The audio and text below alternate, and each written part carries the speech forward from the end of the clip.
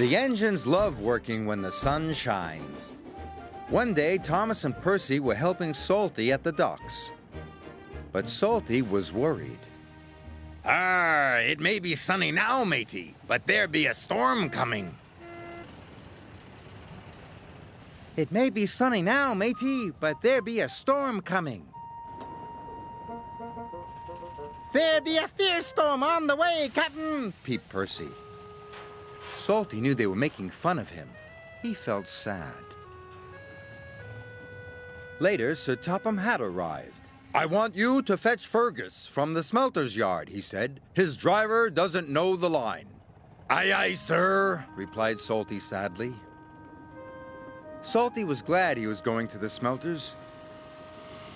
He didn't want to stay where he wasn't liked. "What's wrong?" asked Emily. Nobody likes to be made fun of by silly tank engines. And he huffed away. Emily knew she had to find Thomas and Percy immediately.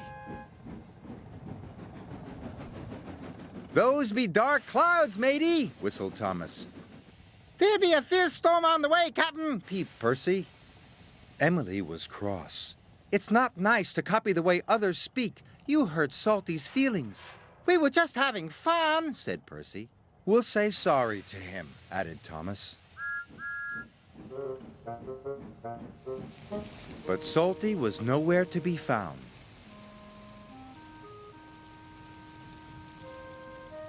Thomas and Percy were worried.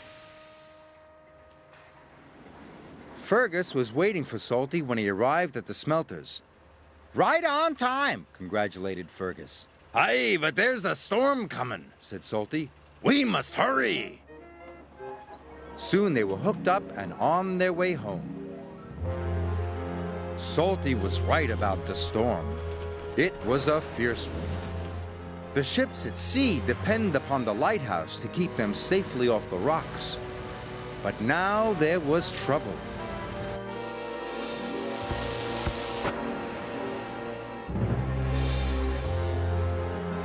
"The lighthouse lamp has gone out!" cried the captain.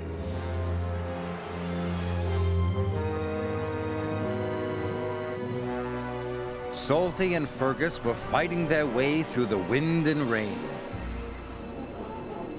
Then Salty saw a lantern ahead.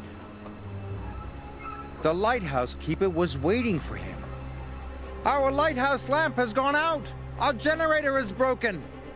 Salty had an idea. "Fergus has a flywheel. It could power the generator."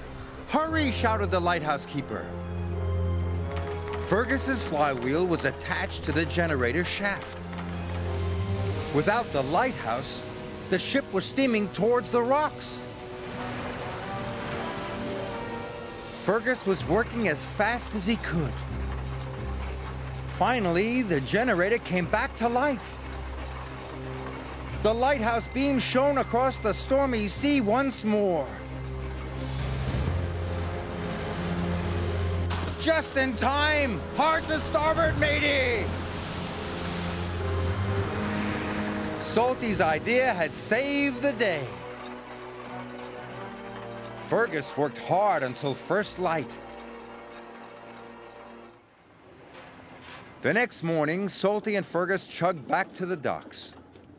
They were surprised to see a crowd waiting for them. "Thank you," said the captain. "You saved our ship." "Well done," boomed Sir Topham Hatt. Salty was very proud. "We're sorry if we hurt your feelings," puffed Thomas. "We were only copying you because we think you're grand." "Then say no more, me hearties," replied Salty happily.